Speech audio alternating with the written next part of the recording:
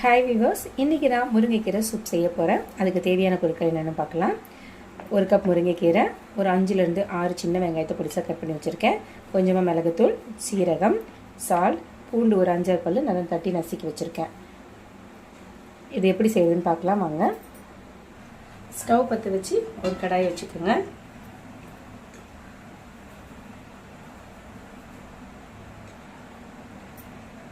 கடாய் சூடாயிடுச்சு. 1 table spoon எண்ணெய் add பண்ணிக்கிறேன். எண்ணெய் சூடாயிடுச்சு. இதில் கொஞ்சமாக சீரகம் ஆட் பண்ணிக்கிறேன்.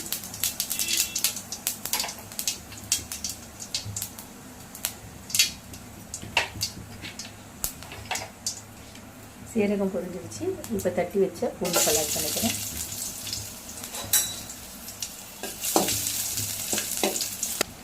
பூண்டு வதங்கிடுச்சு. இப்போ நான் சின்ன வெங்காயத்தை ஆட் பண்ணிக்கிறேன்.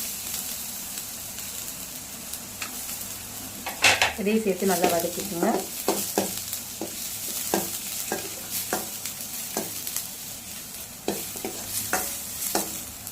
இந்த சூப் பார்த்திங்கன்னா ரொம்ப சீக்கிரமாக நம்ம ஈஸியாக செஞ்சிடலாம். ஒரு 15 மினிட்ஸ்க்குள்ளே ரெடி ஆகிடும்.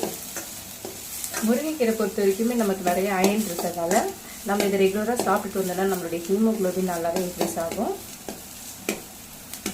வெங்காயம் நல்லா வதங்கிடுச்சு. ஒரு டம்ளர் தண்ணி ஆட் பண்ணிக்கிறேன்.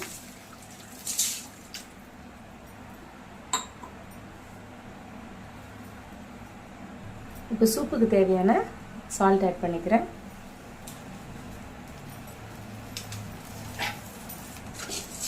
நல்லா கொதி வரட்டும்.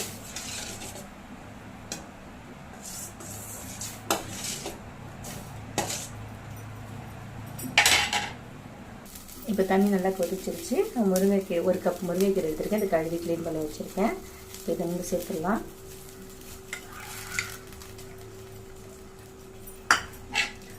முருங்கைக்கீரை ஆட் பண்ணி நல்லா ஒரு 2 கொதி வரட்டும். ரொம்பலாம் கொதிக்க விட வேணாம், அவசியம் இல்லை.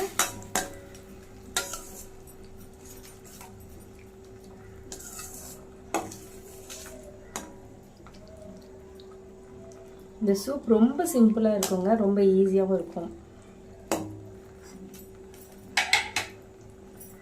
நீங்கள் சட்டுன்னு செஞ்சிடலாம்.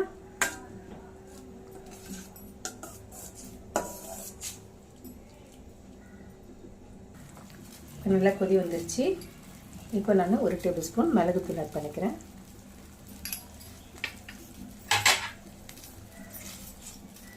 இதையும் சேர்த்து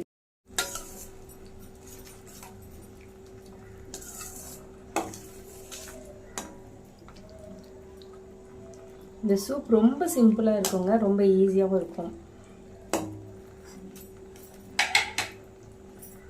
நீங்கள் சட்டுன்னு செஞ்சிடலாம்.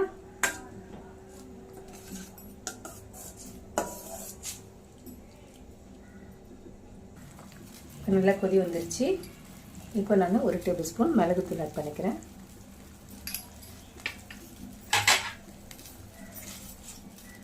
இதையும் சேர்த்து ஒரு கொதி வரட்டும். நல்லா கலக்கி விட்டுடுங்க. அவ்வளோதாங்க, நல்லா கொதி வந்துடுச்சு. இப்போ ஸ்டவ் ஆஃப் பண்ணிடலாம்.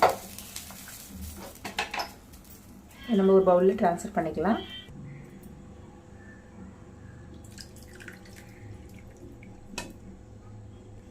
அவ்வளோதாங்க, சூப்பரான ஹெல்தியான முருங்கைக்கீரை சூப் தயாராகிடுச்சு.